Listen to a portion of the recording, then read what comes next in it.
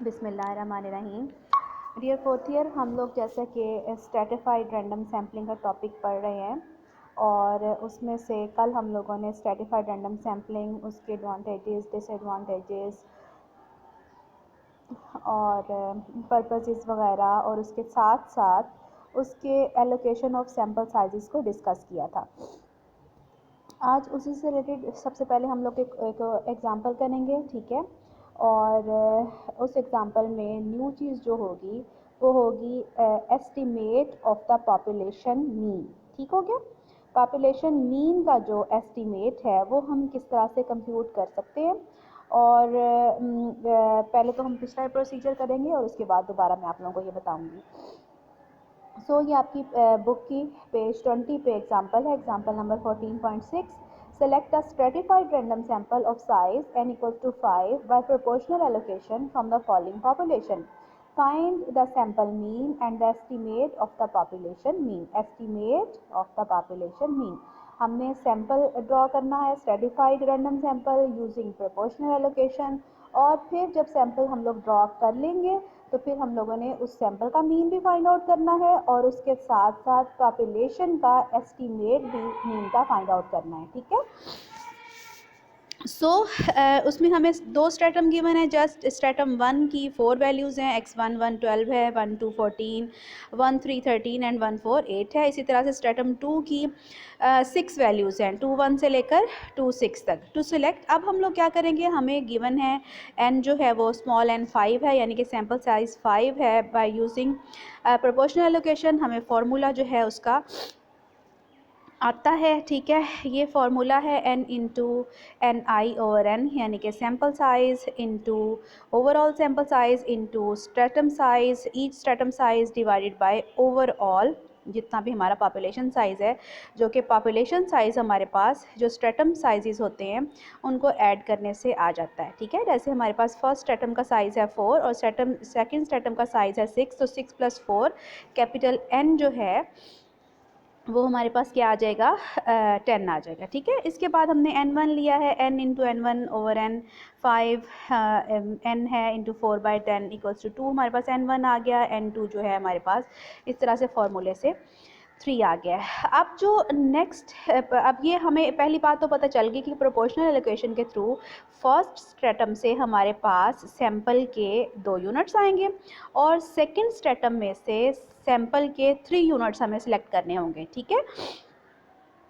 अब इसके लिए यूज़ किया जाता है usually random numbers table. Random numbers table से हम लोग क्या करेंगे, we select the following sub samples from stratum 1 and stratum 2।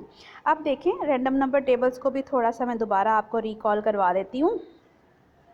Stratum 1 की वैल्यूज़ हैं x11 से लेकर x14 तक, ठीक है। तो लेट से ये हमारे पास है रैंडम नंबर टेबल। मैं अगर लेट से इसका स्टार्ट कर लेती हूँ, किसी भी रैंडम पॉइंट से हम लोग स्टार्ट कर सकते हैं, ठीक है। अब लेट से अगर मैंने यहाँ से स्टार्ट किया है, ठीक है, कहाँ से स्टार्ट किया है, मैं लेट से अगर इसको मैंने यहाँ से स्टार्ट किया इस कॉलम से, ठीक है, 1 1, ठीक है। तो पहली वैल्यू क्या होगी 1 1, फिर आगे जाते जाएंगे 4 5 हमारे डाटा में नहीं है, नेक्स्ट क्या है 1 2। तो फर्स्ट स्ट्रेटम की 2 वैल्यूज़ जो हैं वो फौरी तौर पे सिलेक्ट हो गई हैं, ठीक है। पहली वैल्यू 1 1 होगी और दूसरी वैल्यू 1 2 होगी। तो वापस आ जाते हैं,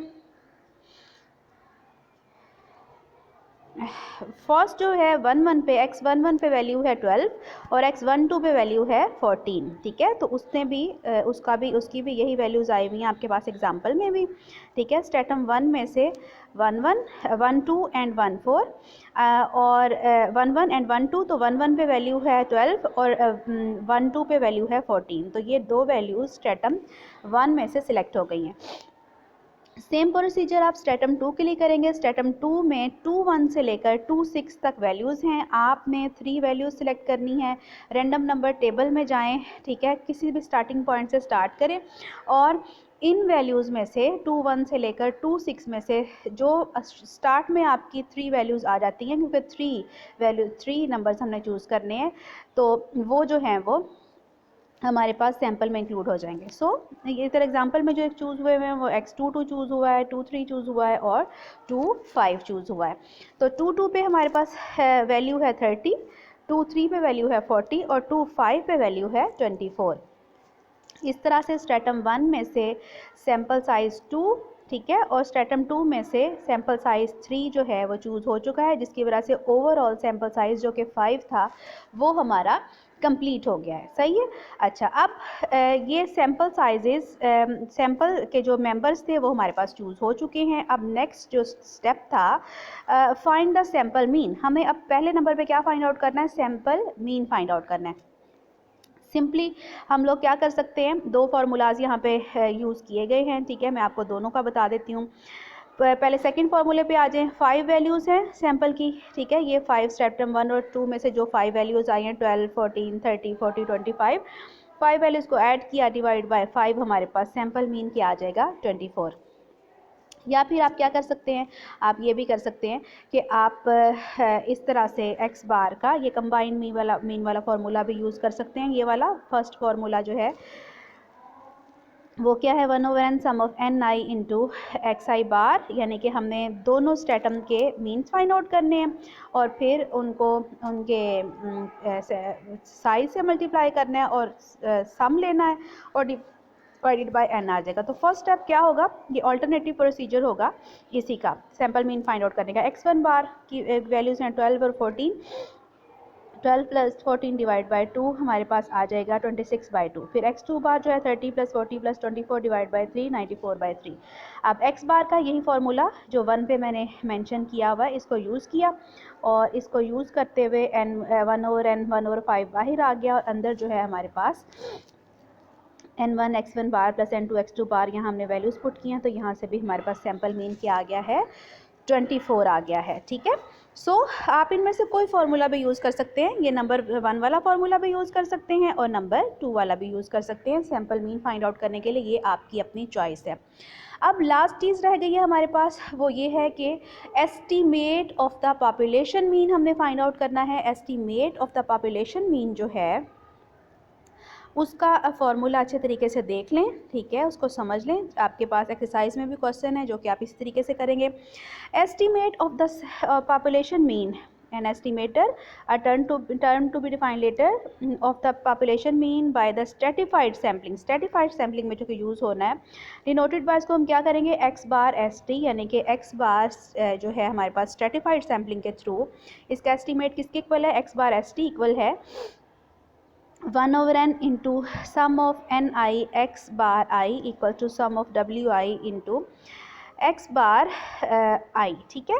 और ये देखें, ये जाके थोड़ा सा मैंने और एक्सप्लेन किया। यहाँ पे एक्स बार एस टी हमारे पास एन, हर एक एन आई को डिवाइड कर देंगे ओवरऑल एन से और मल्टीप्लाई होगा एक्स बार आई, और हम क्या करेंगे? उनका सम लेंगे। इस एन आई ओवर एन को डब्ल्यू आई से भी डिनोट किया जाता है, लिहाजा एन आई ओवर एन को के लिए डब्ल्यू लिख दिया। इसको फर्दर अगर मज़ीद खोल के लिखेंगे तो ये किसके इक्वल होगा? n1 over n x1 bar plus n2 over n x2 bar plus so on nk over n xk bar. ठीक हो गया।